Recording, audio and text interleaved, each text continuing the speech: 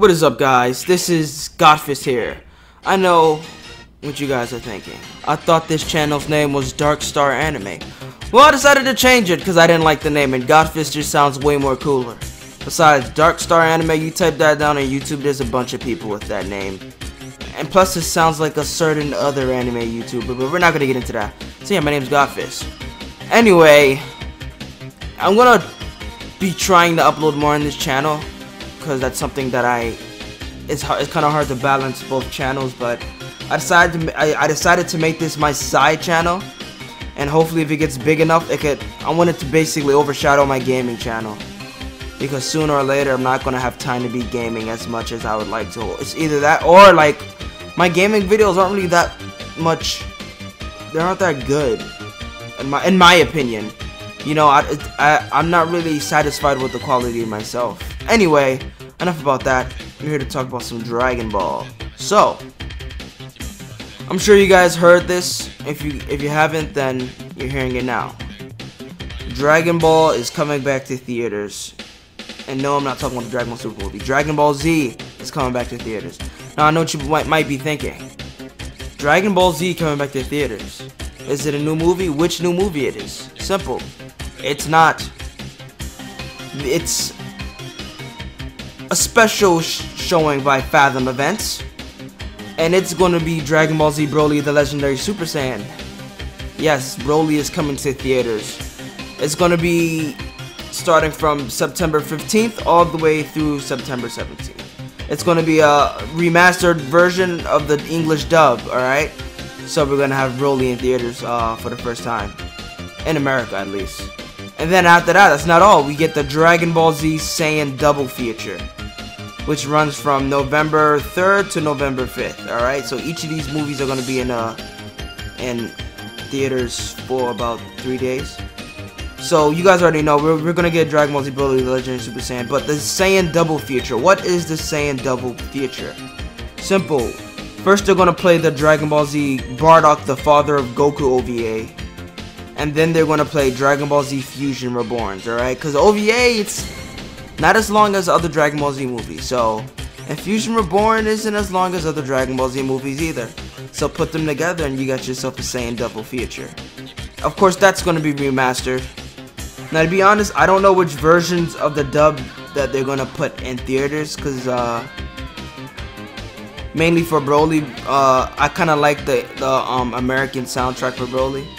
Because we had, you know, all that crazy music from those bands, but we're most likely going to get the original Japanese soundtrack, which I'm alright with too, but I just feel like the English score would be so, you know, it would be badass to have in theaters. But you gotta respect the original Japanese soundtrack, so, yeah. Anyway, for the Saiyan double feature, I hope you guys are ready for this Bardock shit, because the dub, they're most likely not going to redub Bardock, and the dub isn't that good. It was like when Funimation first took over. So if certain characters like Nappa sound a little bit nasty, you know why. Fusion Reborn is just badass. Dragon Ball Z Kai just ended on Toonami, and a lot of people got their fill of Vegito and Vegito on Dragon Ball Super, so I think people... casual fans will be treated to see Gogeta. Now, for you hardcore fans, I know what you're probably thinking. I already saw this movie. No, I seen it a bunch of times. I seen them 400 times. No, I own them on DVD. No, I own them on fucking Blu-ray. I have the remastered version in my house. Why would I go outside to a movie theater, pay money out of my pocket just to see movies that I already own? And to be honest, I understand that completely. I was the same way until I looked at the bigger picture. Dragon Ball Z is bigger than it ever was before, alright? It was pretty big back in the day, but I have a feeling that it's bigger now. And it's in theaters. It isn't the first time, but every time Dragon Ball Z is in theaters, no. Anytime any anime is in theaters, it's good for the community, it's good for the anime fandom. It's good for, what's that word I'm looking for? it's just good for fuck. Anyway, it's just good for anime in general, okay? Anyway, so it's just good for anime. And it's good for us anime fans. We get to experience our favorite animes in a way we weren't able to do it before. It's in theaters. Like big movies, like Marvel movies, like Infinity War. Who thought we would... We're not even in Japan. This is something that Japan gets. It's normal for them to have anime in theaters. But for us, it's pretty rare. Fathom Events knows how big anime grew. And I think anime started really getting bigger when Battle of Gods came out. And all those people saw it. And it had the commercials on TV. And people, I think that exposure, I think Dragon Ball Z was a big reason why anime started growing more than it has before in America. So why should you go see these movies in theaters if you already seen them 500 times? Well, let me tell you a story, all right? And any of you guys who's done this thing that I've done understands. Dragon Ball Z Battle of Gods came out in theaters in America, in select theaters, not all theaters. Dragon Ball Z Resurrection F also came out in theaters. I went to go see them both in theaters. And when I went in there, I was surrounded by Dragon Ball fans. All right? And it was an amazing feeling, being surrounded by people who like the same thing that you do. When I went to go see Battle of Gods, I wasn't expecting it to be a packed theater, because you know, you're in New York City and you're not expecting to find that many Dragon Ball fans. I'm just, you know, because people's people, you know, and they like their own stuff. I'm not judging people by what they like, especially if they're hood rats, but yeah, I went to go see Battle of Gods in theaters, and when I went there, I was surprised to see how many people were in line. Actually, to be honest, I made it there a bit late, so I had to wait for a show to end and catch another show, and I was able to hear what was going on inside the theater. And I heard the part with Goku at the end of their fight with Beerus when he shot the Kamehameha. And just hearing that, like, I'm not seeing any visuals. Just hearing Goku's voice, Sean Schemmel, for the first time in Battle of Gods, from outside of the theater, it brought chills to my spine. I'm about to step in a movie theater and watch one of my favorite things ever. Yes, I love Marvel, but this is Dragon Ball. I'm about to walk into this theater with 1,000 other people who probably love it as much as I do. Either way, they're Dragon Ball fans. And guess what? I was able to sit next to someone and talk shit. All right. Now I'm not a crazy talkative guy. You know, in public I'm a quiet dude. You know, I'm not very social. And yeah, I'm one of those guys. I'm not a fucking hermit or anything like that. But I just, you know, would rather avoid communication as much as possible.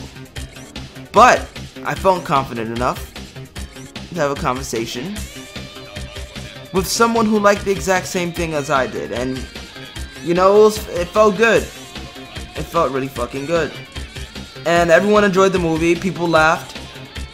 It was amazing. Fast forward about 2 years later, Dragon Ball Z Resurrection F comes out in theaters. Oh, by the way, I saw Battle of Gods twice. Had to.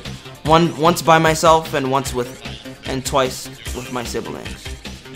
So this was both in New York, by the way. The second time I saw it was in Times Square. So you already know, bro. Times Square.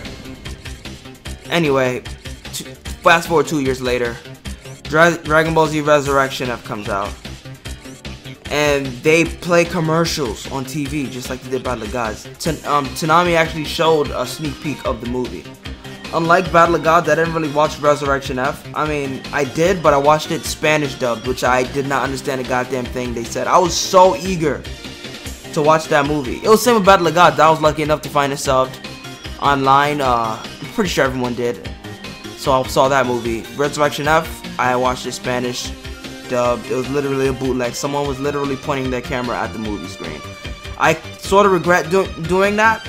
Definitely, if I have an opportunity and I know a Dragon Ball Z movie is coming to American theaters, I'm not gonna watch it. I'm not gonna watch any pirated version of it again. I want to feel the magic, you know what I mean? Anyway, so I saw Resurrection F in New Jersey this time, and again, it wasn't as crazy as it was in New York. Yeah, people in Jersey, they were fans, but it wasn't until the end of the movie that I got social with other people, and it turns out these guys didn't just like Dragon Ball, they like fighting games. I don't like fighting games.